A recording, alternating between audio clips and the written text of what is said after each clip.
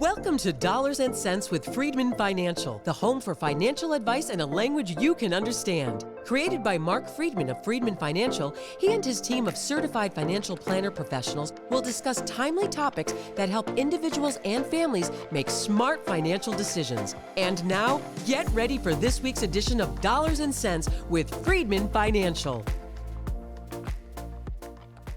Welcome back to another edition of Dollars and Cents with Freedman Financial. My name is Marc Freedman. And I'm Marion Gilman. And it's 2025. Unbelievable. Well, I say that every year. I know, it comes every year. It does. It really just keeps does, rolling through here. But it seems to go faster and faster, and I know I say that every year too.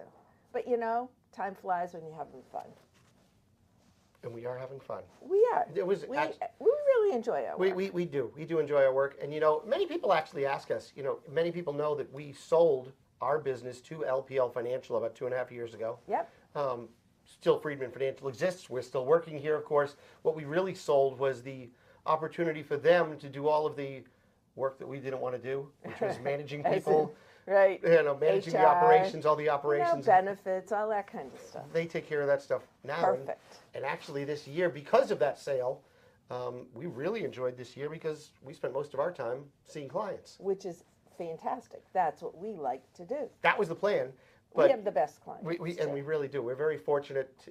We've had clients that go back several generations. Dad started this firm in 1968. Right. And, we have several clients, their children, grandchildren, great-grandchildren. Many of those generations are all still here. And we are very fortunate. And, the wonderful thing is we have clients that retired. I joined Freedman Financial 25 years ago. And we have clients that actually retired before I got here, and they still have money. Yeah. Oh, yeah. It's a really great news with that. Actually, really just this past week, we had someone come in here that visited us about 8 or 10 years ago. They had retired.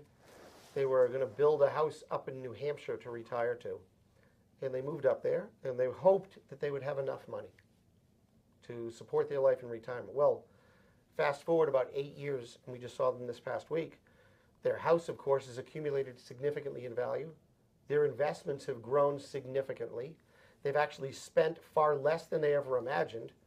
And they said, with all this money and all the things that we want to do, why are we living in New Hampshire? Let's buy a house in Sedona, Arizona. Fantastic, isn't it? And that's what they did. They sold the house, they moved into Sedona, Arizona, and they are just glowing. They never imagined they'd be able to do something like that. But that's what happens when you plan, when you look at all aspects of somebody's financial life and give them the steps along the way to show them, hey, these things are potentially achievable. And some of the stuff that never thought possible but we dreamt about becomes a reality. And it's one of the things that we get excited about. Absolutely. But, they had their dreams in place. They lined things up, but they managed their expectations rather than saying, wait a second, I wanted to have this amount of money.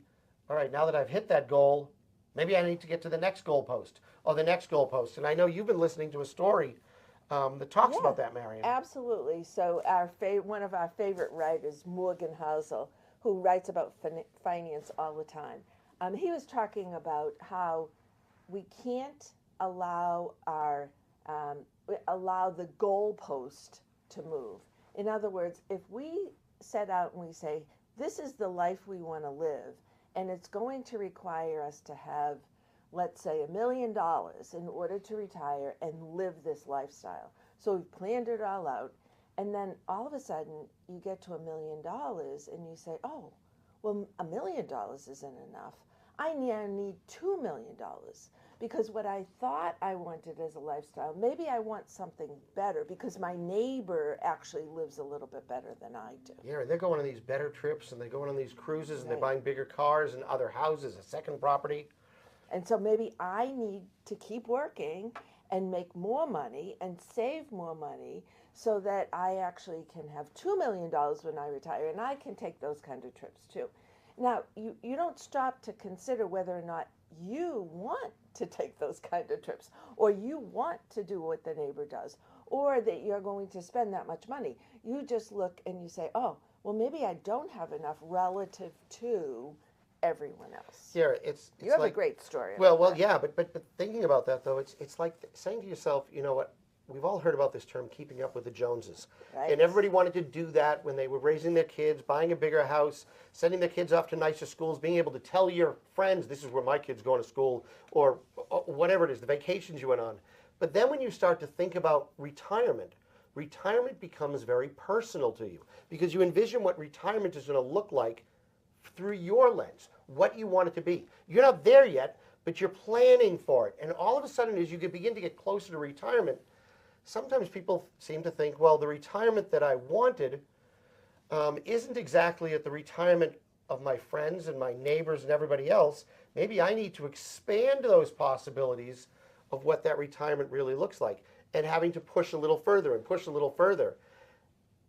And we had a situation like that. We had a client years ago, and this is back in the early 2000s, late 1990s. His goal was to accumulate $600,000.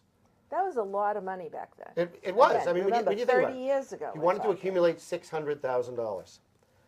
And we reached, I don't know, it was 1998, 1999, probably somewhere in the midst of the dot-com boom, and he exceeded $600,000. And I called him and I said, Bill, congratulations. Your accounts hit the goal that you wanted to far sooner than you ever expected. He says, oh, I just decided to change.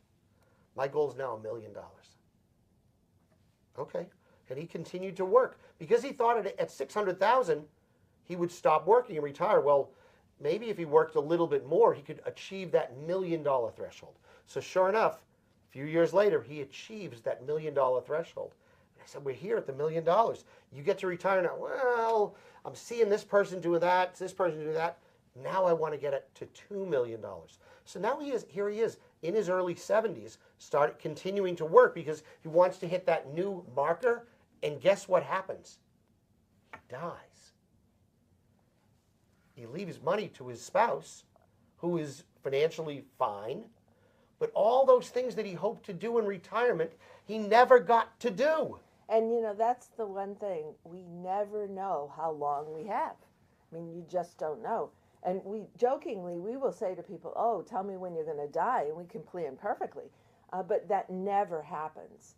And, you know, moving that goalpost constantly is not really advantageous in many, many cases.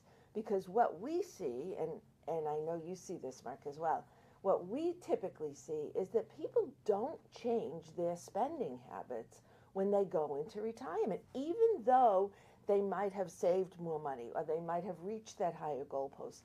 They don't change. So if they took modest trips before retirement, they take modest trips after retirement as well. And we say to them, oh, why don't you fly first class? Well, I could never do that. Well, And I wouldn't do that. I wouldn't spend the money. Yeah, I don't feel it's worth it. Or, that's not how I want to spend my money. So why did you work that much harder?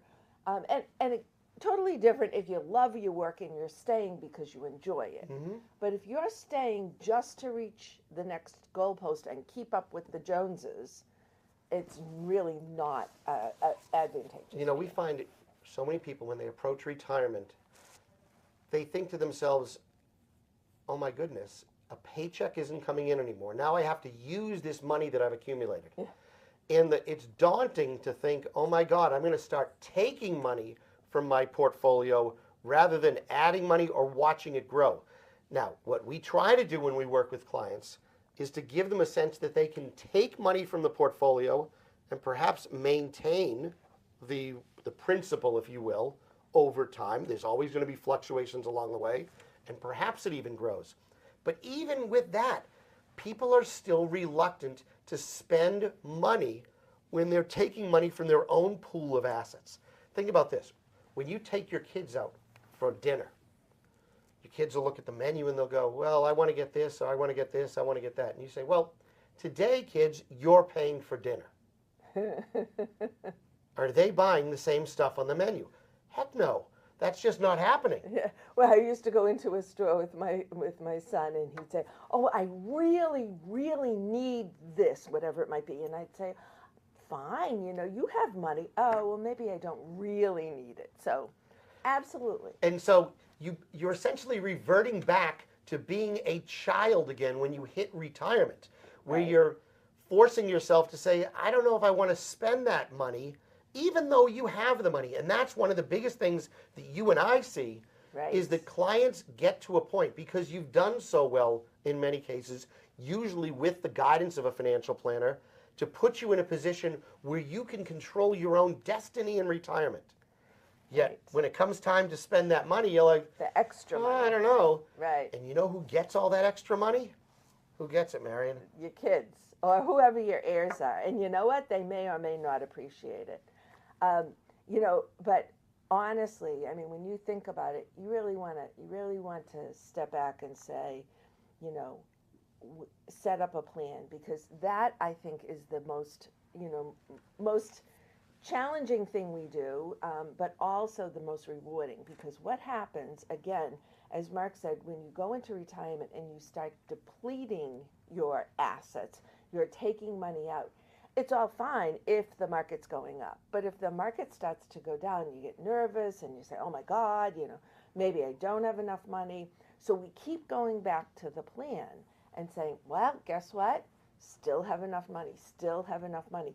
And after a year, 2 years, sometimes it takes that long, in retirement, all of a sudden you're looking, you're going, maybe I do have enough money. Yeah, you fall into this routine. Exactly. Maybe I can spend a little bit more. And incrementally, we try to get people to do that. Again, we're still not really successful in getting them to spend more. Well, we try. We try to push. And one of the ways we try to push, get this, is oftentimes, because we've worked with clients and done financial planning for so long, we have our software goes back until the year of 2000, January 2000. Right. So I can show you performance, but I can also show you when you came to us and we set up a net worth statement for you, because that's where it all starts with a financial plan, is understanding where everything is and what everything is worth. And we say, okay, here's your net worth. And if you do X, Y, and Z, here's what we imagine your net worth could be worth 5, 10, or 15 years from now. And they look and say, no. No, that'll never happen. And Right. so what I do is, now we're 10 or 15 years out, and their account, in many cases, not all cases, depending upon how you live your life, that expectation is far beyond the scenario that we drew out for you. And I'll pull out that old financial plan and I said, here's what you expected your net worth to look like 20 or 15 years from now. And you're significantly higher than that.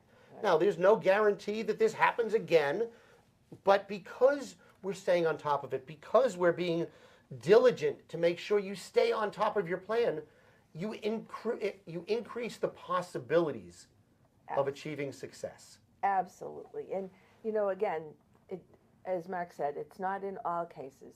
It does require the client to live within a certain range of spending. Right. And as long as you do that, then you should see excellent progress over the way. So here we are, beginning of 2025.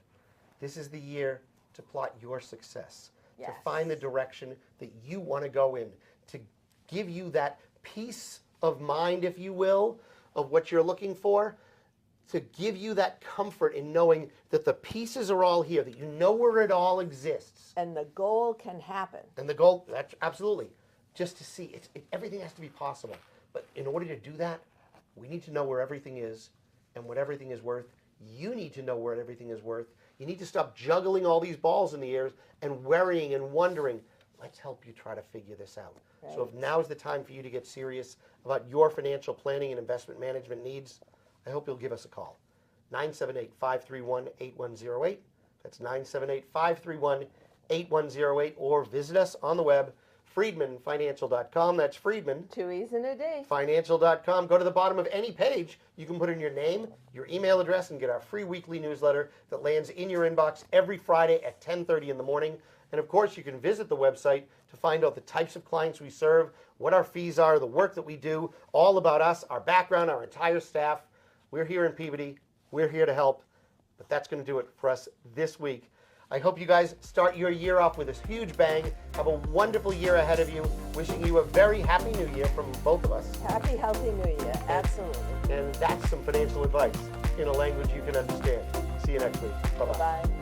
During today's episode of Dollars and Cents with Freedman Financial, your host may have discussed specific financial planning and investment ideas that are for general information only and not intended to provide specific advice or recommendations. Please remember that investing involves risk and may include loss of principal. Always consult a certified financial planner professional, qualified attorney, or tax advisor prior to investing to determine what is appropriate for you. Securities and advisory services offered through LPL Financial, a registered investment advisor, member FINRA, SIPC.